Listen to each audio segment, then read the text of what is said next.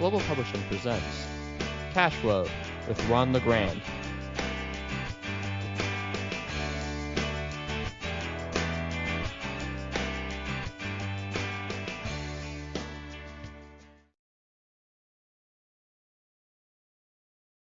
All right. Why don't houses sell quickly? There are actually several reasons. I've listed 14 of them. And I'm not going to go through all 14 of them in great detail, but I need to touch on them. The first one we're going to go into in more detail, and that is the house is not ready to sell. If the house is not ready to sell, why are you tricking yourself into believing somebody's going to come buy it? There are very few houses I've seen on the market that are ready to sell. So we got to talk about what ready to sell means. The house is in a poor area. If the house is in a poor area, there's nothing you can do about it. You can't change the area, but you can certainly change where you buy. So if you are going to buy in a poor area, you better be prepared to sell to poor people. If you want to sell to poor people, fine with me. I did it for a long time. There is a business around that, but you better adapt to that business because you're going to have a miserable time finding one of them qualified buyers. By the nature of the beast, low-income people generally can't qualify. There's a reason they're low-income people. You can't go into a market with war zones or just outside in the lowest end area of your town and expect to build a business around finding qualified people with excellent credit and big down payments. It's an unreasonable request. Overpriced. Now there's a relative term. Every house I sell is overpriced. At least to someone else who would put a value on it. I can't tell you how many realtors told me my houses were overpriced.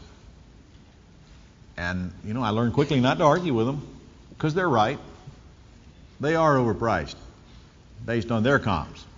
But they're not overpriced if the market agrees, are they? If the market agrees, they're priced right on target. If the market says, I'll pay it, that's what it's worth. The minute the buyer says yes, the value has been determined. And that's how you determine the value of anything, what a buyer will pay. And I'm going to tell you right now, you better quit listening to people who tell you you're overpricing stuff. They don't understand. It ain't the price. The price is not what's selling the house in most cases. It's more applicable on higher end houses. It is not applicable on the lower end. Lower end means middle, from all the way from low to mid. Price ain't what does it. When you have the ability to make it easy to buy, as we've just discussed, price is irrelevant. And when you're selling to the 65-70% that can't qualify anywhere else, we don't even discuss price.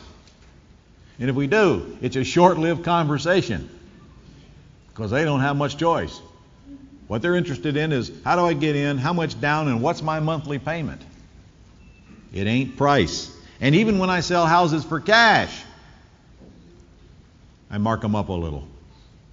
Usually about 10%, sometimes less. Rarely more. And if the market comes in and says, I'm willing to pay that price because my house is such a nice looking house and they want my house, I'm going to give them what they ask for. The house in exchange for their money. It's called free enterprise. What's the worst case scenario if I raise the price and the market says, no, it's too high? I can always lower it down to where everybody else thought it ought to be. Eh? And I have to do that about 1 out of 10 times because the market doesn't agree with my ego. What happens if the market does agree and pays my price? I make more money by raising the price than most people do working a job 50 hours a week. In just the difference between what they think I ought to sell it for and what I sell it for. That's a 6-figure income. Salesperson's personality problem. Sure, you never run across any of those, have you? I mean, everybody you talk to is a pleasure to talk to, and they respond immediately, right? And they're fun on the phone, and they're friendly, and they're flexible, and they're excited, right? Yeah. In fact, isn't that extremely rare person to get on the other end of the phone? Yes?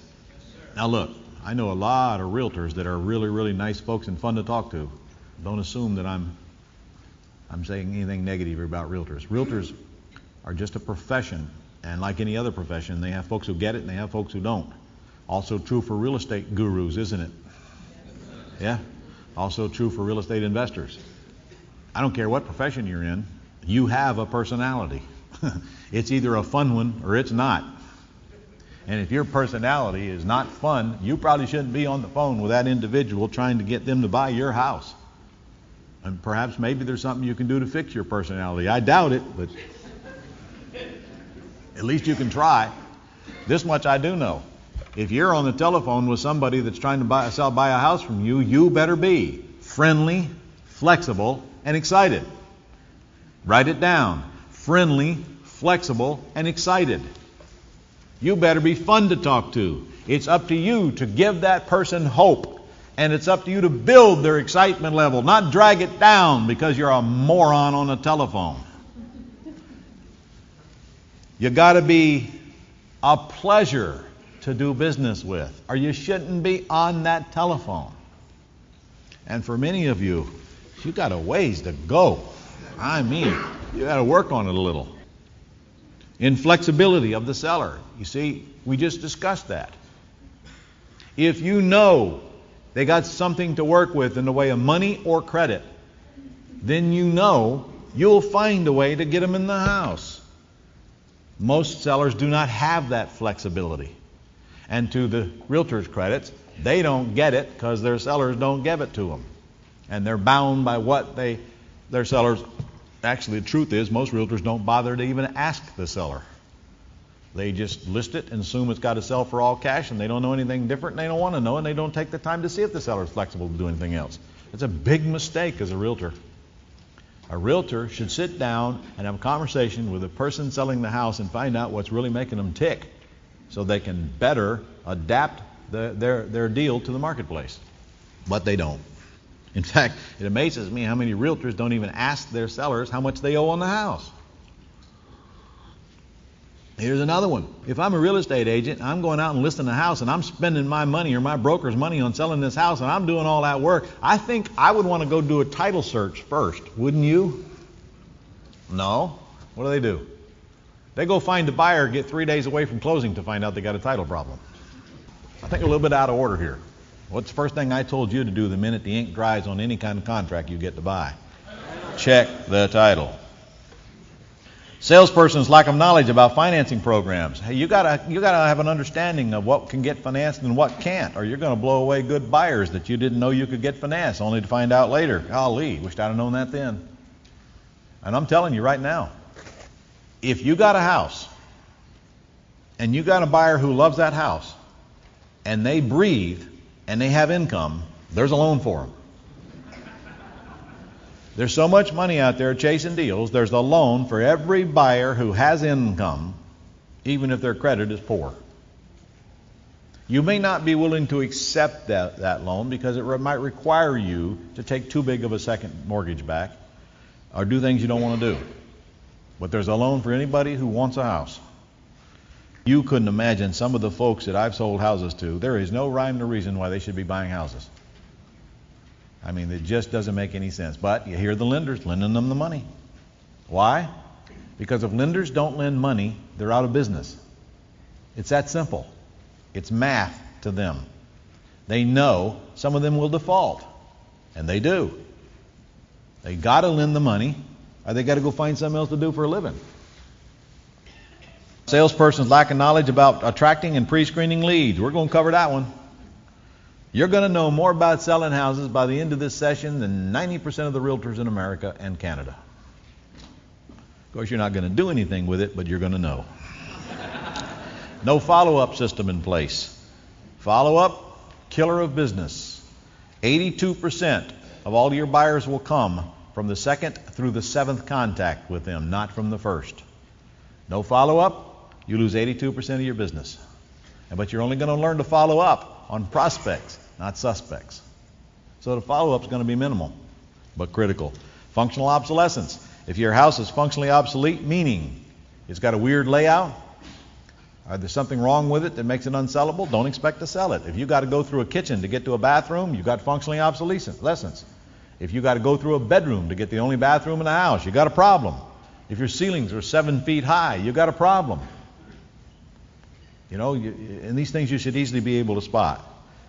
Houses very small. I do not want to sell small houses. I do not want to buy small houses. I'm done with them. I've paid my dues, and I don't want any more of them. I don't care what people say. Some people buy small houses. Well, that's great. Let them buy them from somebody else, not me. Now, I'm building condos, but there's advantages to make them want to live. Well, even though condos are large, come to think about it. I think the smallest condo I'm building is probably 3,000 square feet. Salesperson's loss of control of the loan process. Who's in control of the loan process? You say, well, the loan processor. I say, wrong-o. Who's in control of everything within your business? You are. Loan drags, your fault. Not their fault, your fault. Accept the responsibility, quit whining, and go fix it. House located too far from the city. If you need a AAA map to get there, you're going to have trouble selling it. If you need a GPS to locate the general vicinity of the house, you're probably going to have trouble selling it. People want to live somewhere near civilization. At least most people do. I don't want to be selling a house way out in the wilderness someplace, although I know there's a buyer for it. I know it's going to be much harder to find them. The house is in a high price where the few buyers can afford. If you're trying to sell a $2 million house in a neighborhood where the highest priced house is $300,000, you got a problem. People who can buy a $2 million house aren't going to live there. They want to live where there's other $2 million houses. Common sense here. And there are tons of high-priced houses in low-priced neighborhoods all over America because the people who built them built a monument to themselves and then later moved. Not saying you can't sell it, but I'm saying you better surely be ready to adapt. And how do you adapt? By selling it for far less than what somebody thinks it's worth. Only one bathroom in today's society. You better be very careful about buying anything with only one bathroom. People want more than one bathroom. Don't you? Yeah, I know you do if you got kids. Crap, I know you do if you got a wife or a husband. Okay, is the house ready to sell? Let's talk about that for a moment because it's very important that you get this part because you could be trying to fix some other problem that's not a problem if this is weak right here. The house got to be ready to sell. And that means, yes, it's got to have the normal repairs that you envision being done, but got to go beyond that. It's one thing to go in and paint a house all white like a white tornado swept through there and you say, okay, I'm done. But you're not done. You're done making the house neat and clean, but you're not done making it sellable. You don't go into a house and paint it like a white tornado went through there.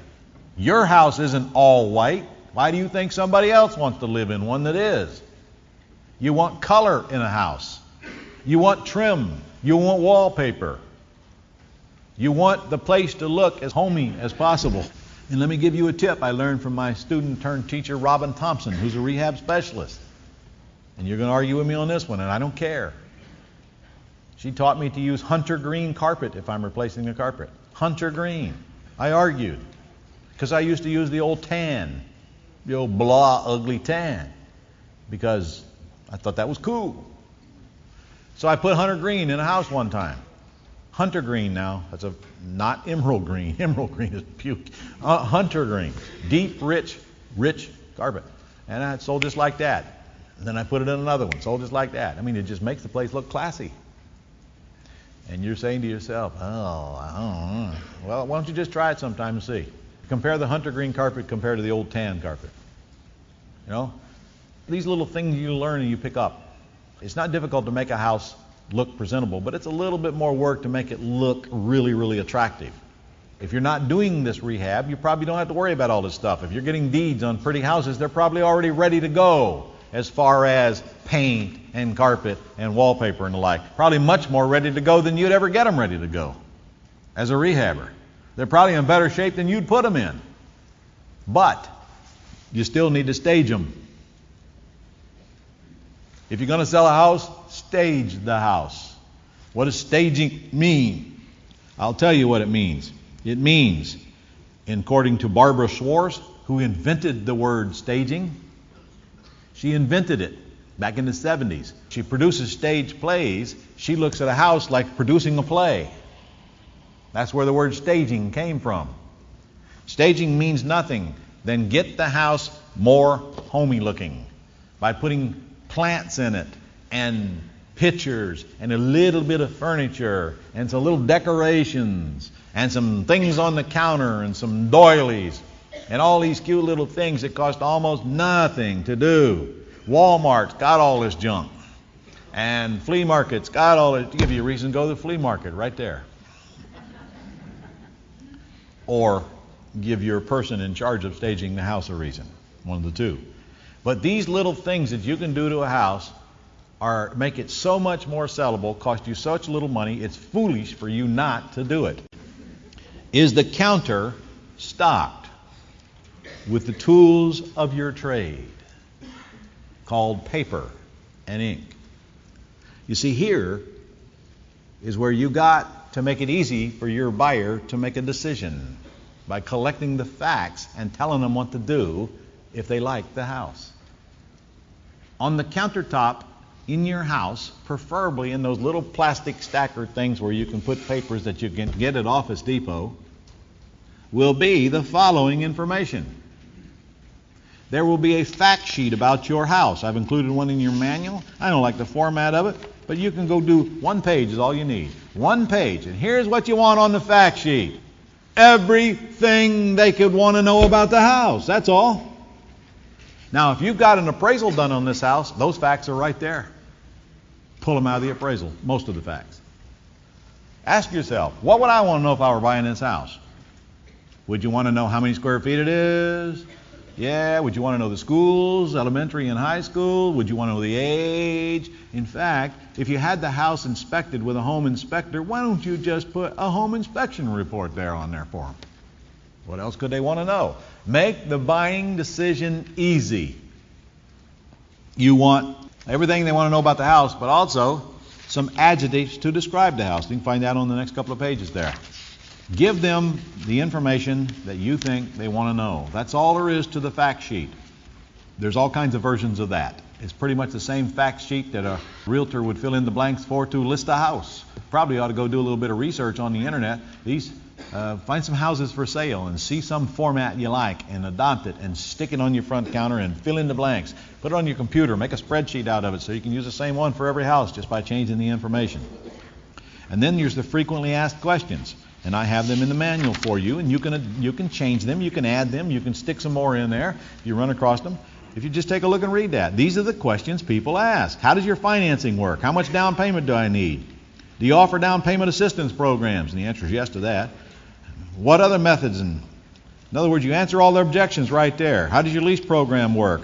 What is the interest rate on your owner financing? How do I not deserve, but how do I reserve the home? How fast can I move in? Can I buy the home with no down payment? What determines whether I can buy with owner financing or lease purchase? And what if I don't like the house, but I want to stay on the buyer's list? Which brings up another point. On this counter will also be a property information sheet on any other house you have for sale as well. Is it possible and conceivable that the person going in your home is not necessarily going to like that home? Yeah? Well, then perhaps you ought to capture them right then and there and drive them to other homes that you have instead of losing them. So on the countertop is the information, other homes available. And here's a flyer on each and every one of them with directions how to get to it and the lockbox code, which is 0, with a key in it. And now, while you're out playing golf, you got people going in and looking at your house, collecting the information, driving them to the other houses with the same stuff on the countertop there as well, and helping them to make a decision with you not even in the loop yet. Also on your counter is your next step. Turn over a couple of pages. There is a beautiful form there called Your Next Step. If you want people to respond to your marketing, you got to tell them exactly what to do and how to do it. That's what this page does. It's a work of art. In fact, Dennis Quattlebaum, this is the page on his countertops. He's the one that runs Financial Freedom Network. And I borrowed it from his system. And of course, I reworked it a little bit because I'm a man and there's no way I could just take his and use it as is. So I changed a few things. In fact, I didn't even take his phone number out of it. Look what it says. It says, up at the top, they get to check off. Yes, I like this home, or no, I'm not interested in this home. I'm forwarding this form in the application. Please call me with other homes you have available. I'm not going to lose this prospect. And then Dennis goes on to write, it's free, it's easy, and there's no obligation to find out if we can work together to make this your home. And all you have to do is fill in only 4 blanks below and get the application along with this form to your office, to our office right away. In most cases, you'll have an answer today. What do you have to lose? Stop thinking about buying a new home and do it today. Your friends will be green with envy when you tell them you just got the deal of a lifetime on a new home and you didn't get hassled by a mortgage broker, realtors, closing agents, closing attorneys, or anyone else.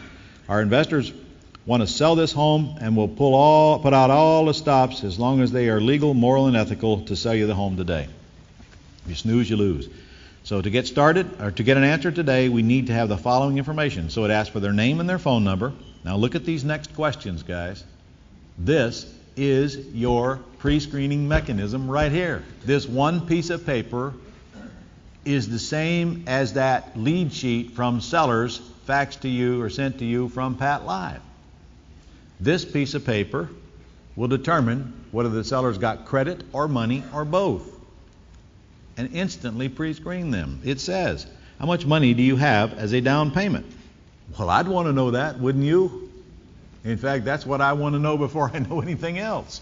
That's why it's number 1. And it goes on to say under that, we can work with tax refunds, equity in your homes, bonuses, future settlements, retirement funds, 401ks, and so forth. He's just trying to trigger their memory, or trigger their mind to, wait a minute, I got some money in a 401k, I forgot about that. And we take personal property, and you may want to trade, such as, I wrote this, such as cars, boats, RVs, motorcycles, trucks, and so forth. Do all of you take personal property for down payments? Say yes, Ron. Yes, Ron. You do. The fun part about this business is all the free crap you get. You're going to get cars and boats and RVs and motorcycles and jewelry. Ladies, put it on there. It's not on there. Jewelry. You take diamond rings, don't you, girls? Of course you do. They're free, you know. They're giving them to you as down payment. And by the way, if they want to go get a loan, this stuff is legally usable as down payment fodder. You just got to put a value on it, of course, which is always higher than what you could sell it for. Let the world know you take trades, because you do from this day forward. Next question. What additional down payment funds will you have available throughout the year? In other words, hey, you got any more money coming in the near future?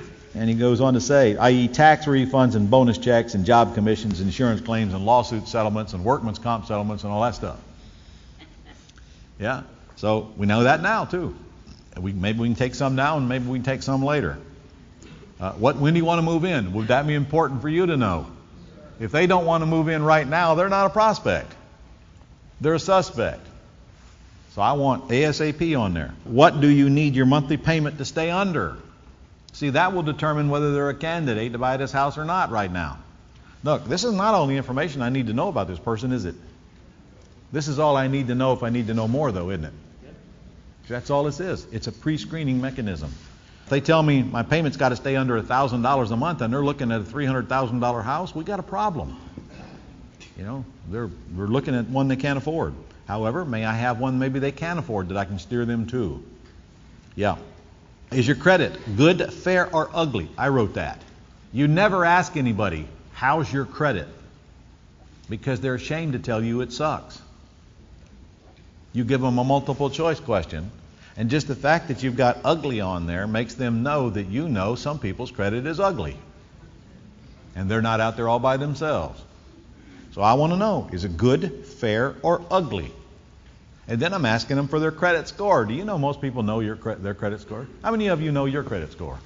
All right, for the people listening, that's 90% of the room. Today, it's too easy to get your credit score. You can get it free. So if they know their credit score, I want to know it. Because that tells me whether they understood good, fair, or ugly. Because some people think, if they got a 690 or 590 credit score, their credit is ugly. You give me a 590 credit score, and I'll get you credit qualified for any loan they got. The best of the best. But that's not how some people think, because they had a couple of small credit challenges. They like a late hospital payment. Everybody pays hospitals late. That's not bad credit. In fact, 590 in the housing industry is good credit. Good credit. And of course, if their credit score is 410, Houston, we have a problem. And now, so when they check ugly, they mean it. And I know that I got zero chance of getting them a loan that I'm going to be willing to accept. Just by looking at their credit score. Just like that. Suspect. Unless, of course, I look up here and they got $25,000. And then, whoop, prospect. Prospect. Beep, beep, prospect.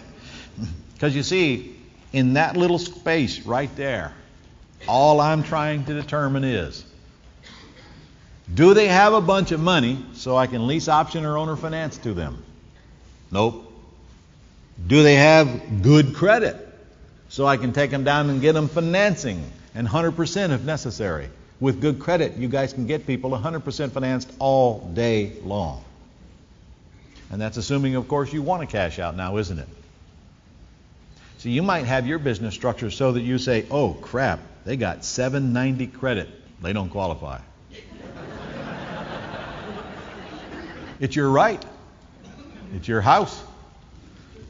Oh, beautiful. They got 490 credit and 20 grand. Perfect candidate. You get to run your business the way you want to run it.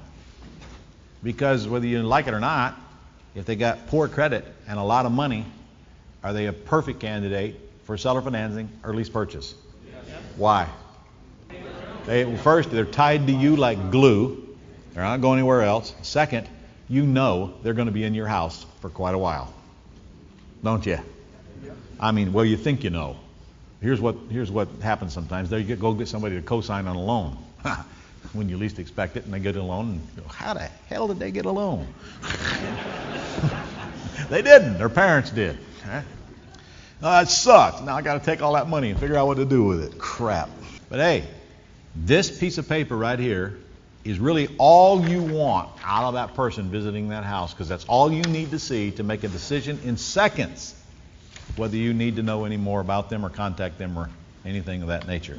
So you're telling them to fax it to you or email it to you or even call you if they want, and then you'll, over the phone, get the answers to these blanks. You meaning you or whoever you got selling houses. So that's the phone number that will go on this page. This is the only place they're going to get the phone number from. They got to get in the house to get it. Or you may choose to put this phone number on the sign in front of the house only, or the pointer signs going to the house. So in other words, you're not going to take any calls from buyers until they've at least seen the house. How does that sound? That's good. You want them to call you if they're in front of the house and they'd like to get in. Lockbox code 0. You'll find all the instructions on the counter. Let me get your name and phone number. Put the key back, please. You want them to call you if they've got in the house and they love the house and they see all this information and now they want to do some business. You do not want them to call you because they've seen an ad in the paper and they don't have a clue about your house. You do not want those calls. They will destroy your lifestyle because you're going to take 36 of those calls for every one that's worth taking. How many of you have already figured out that most of your calls are junk when you're selling houses? Oh, imagine so. Imagine that. I used to take those calls all hours of the day and night. I mean, whatever I was doing, man. I'd even let those calls interrupt Dallas while I was watching J.R. Ewing. I can't believe some of the stupid stuff I used to do. Now, on the next page, you'll find your application. This application is the one you put in the house for them to fax you, or you can tell them to go to your website, Designed to Sell Houses, provided to you by Financial Freedom Network, where this application lives, and fill it in there if they want. They can fax it to you. Now look how simple it is. Pretty darn simple, isn't it? And I only need one for both husband and wife. They can do it on the same application. Because you see, that information there is all I care about. Because I'm not processing a loan for them. They're going to have to fill out a much longer application if they're going to go get a loan.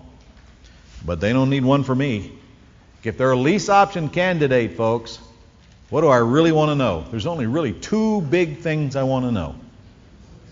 How much money they can come up with, and can they afford the monthly payment? That's really all I care about. I want to know other stuff, and I'm definitely going to want to see what their credit history looks like. There might be something on there that deters me, like 3 bankruptcies, 2 foreclosures, and 7 evictions. That would deter me. But I suspect they got credit issues.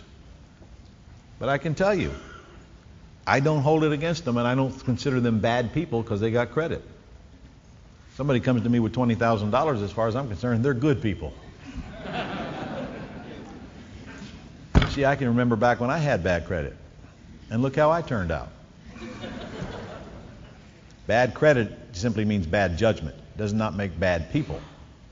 And it could be bad judgment by whom you married, for example. Right, lady? It's just bad judgment. Bad credit is caused by the learning process, in my opinion. Of course, it's caused by habits as well. But a lot of people with bad credit go on to fixed credit and live the rest of their life with good credit. I'm just going to assume that if they got the money and they got the income to make the payments, that they're going to do something to fix their credit. And frankly, I don't care if they do or they don't. Because if they don't fix their credit, they probably won't get financed. Won't hurt my feelings if they don't. If they want to live in my house for the rest of their life and pay for it twice, that's okay with me. See, that's the attitude that I have. I am never going to put somebody in a house and then put them back out unless they don't make their payments. If they don't make their payments, I have no choice but to put them out. But if they make their payments, they're going to live in that house for as long as they want to stay there. And really all I've done is turn that into a rental property. After they give me a whole bunch of cash up front. After they've signed an agreement that they're 100% responsible for all of the repairs forever. Never call me. After we've signed an option agreement where they have the option to buy, which is going to long since expire years prior if they're living in the house for a long period of time.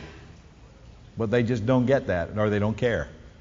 I got 2 people right now that have had a lease option on 2 of my properties for 12 years. Their option expired after year 1. 11 years they're sitting there paying down the property, paying for the property, maintaining it. I have not done 1 dime's worth of repairs in those houses in 12 years. I haven't even heard from these people except when their rent comes in. It comes in like clockwork, and it's never late. It's not late because they are tenant buyers, not tenants. They have a financial stake in the house, and they feel like an owner even though the deed's not in their name, and I treat them like an owner. Owners do their own repairs. On the other hand, I don't harass them either. I don't bug them. I don't even go near them. Well, golly, how do you know the house is still in good shape? Well, I don't, but I'm not going to fix it anyway. As long as they're in it, what do I care? I assume it's in pretty good shape or they wouldn't be living there. Every once in a while, one of them will call me and say, well, my hot water heater's broke. We'll send them over 3 plumbers' names. It's a totally different business, guys. So I want to make the point. You get to run your business the way you want. If you run your business so that you're not forced to cash out of anything, it just makes it so much easier to make all these decisions, and it makes it easier to find people, pre-screen people, put people in houses, and then they decide what happens after that. It truly is a unilateral agreement, a lease purchase, which means they have the choices. You don't. Until their agreement expires, they can either buy or not buy. Now, that's fine with me. When I get this application in my hand, I'm not a bank. I only need to see enough to know whether I want to see more. And if you look on here, it gives me permission to pull their credit report. I'm not pulling it because I don't know how to do that, and nor does anybody in my office. But a mortgage broker is going to pull it for me. I do want to do that. I do want to see that before I even take their money as a lease purchase tenant. And this is all I need to do that. You notice there's no place on there for them to list all of their debts? Well, I don't care about all that crap. Why don't I care about it? It's going to be on their credit report anyway. I don't need to have it here. I don't believe it if they tell me anyway, and everybody forgets stuff. So I'll look on their credit report to get their debts. And I'll try to figure some kind of a close debt ratio by doing that. You know, if they're making $3,000 a month and they're spending $2,000 a month, they probably aren't a good candidate to go give you a $1,500 a month payment. There's really kind of common sense there. But we're coming to that. So anyway, simple application, because I don't want them to be scared away by some 4-page application. Right now, really all I want from them is the your next step and the application. And then we'll take it from there. And this stuff's right in there on the countertop. So now we got to go to work to drive in the people, drive them to the house, get them in the house so they can get to this stuff on the countertop. But remember, this stuff on the countertop is all part of getting the house ready to sell. In fact, I'm going to recommend to you go to stagedhomes.com and hire one of Barbara's stagers to come to your house and stage it for you, and then from that point on you can duplicate it. Because you don't know what staging means right now. You just think you do. It pays you. I don't know. She charges, I don't know, $1,000, $1,500, whatever. It's worth it. Get it professionally staged just once, learn what you can, and then duplicate it. Or have somebody in your team do it. Gentlemen, under no circumstances do you attempt to stage a house. It's a lady's job. And you have no idea what staging means, and you have the worst taste in colors on the planet, and you wouldn't know if it looked good if you thought it looked good. It looks bad. Let the ladies do it. Let the ladies do it. Let the ladies pick the colors. Let the ladies decide what goes in there. You don't know squat. Stay out of the house. Well, it's true.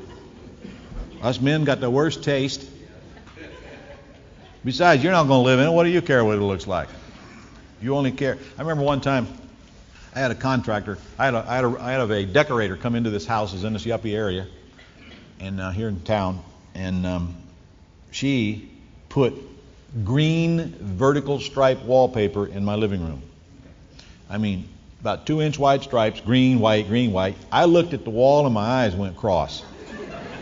I mean, it was, I said, God, oh God, that's God awful. How can somebody sit in this living room and look at that paper like that?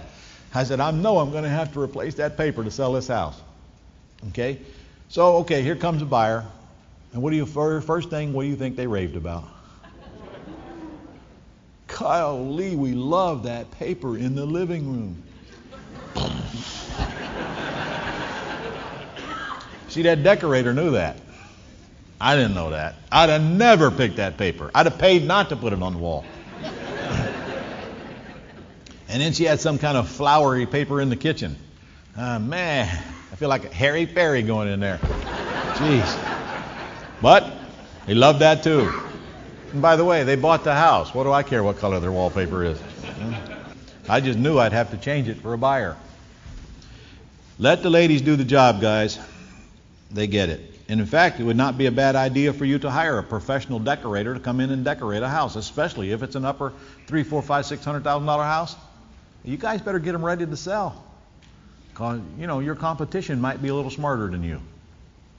And when that person walks in that house, they better fall in love with it if there's anything you can do to make that happen. You can't make everybody happy. Some people go, the bedroom's too small or the backyard's too small. Nothing you can do about that. But you can sure do something about appearance. And you better make sure that bathroom and that kitchen is sparkling, because that's what sells the house, as you well know. After you get the front of the house ready to sell. If you got a house that doesn't have the front that's attractive, that wants people to go inside, you shot your own toe off. You've got to get the front attractive. It's very inexpensive on most houses. Some houses it's very expensive. You know, you got a $2 or $3 million house, you're going to have some pretty extensive landscaping in the front yard. You could spend $20,000, $30,000 on the front yard landscaping on a house that size, as you should, because that's what is expected in a house that size. And we don't plant little plants that are going to grow up someday either. We have to buy full-grown plants that look like they've been there for years. No, we have to assume we're buying this house. What would we want to see and what would we expect? Forgetting about the budget for a moment because you're writing the checks. What would we expect to see to buy this house? Well, your market is no different. They want it there. So give it to them. It doesn't really cost much. I want the front of that house to be really attractive. And of course, landscaping is the biggest thing that's going to make that happen. But if there's anything else you can do to that house, like shutters and big letters and golden fixtures and fancy mailboxes and all that stuff, and fancy front door is important. You got to make it attractive, assuming you're doing any renovating. If you're not doing renovating, you may be doing some landscaping, even if you take one subject too. You don't like the front yard, go get a landscaper. By the way, you don't do it. You don't know squat about landscaping either. You let people who understand plants come in here, and you know the trick is to make them live for more than a week. Okay, so is the house ready to go? Is it staged? Does it have a lockbox on it? You got to have a lockbox on it with a key in it. They sell them down at Home Depot. And the combination is 0. Just leave it there. You don't even have to read the instructions, because it's the best combination anyway. 0. It's easy to remember. I don't even know how to change the combination. Got to have a lockbox, guys, and I know this is going to be scary. Yeah, it's scary. People can go in my house. Yes, they can. Not only can they, will they. And here's a news flash. You won't be there to watch over your stuff. There's a risk they might steal your 39-cent doily off your countertop. We'll come back to that.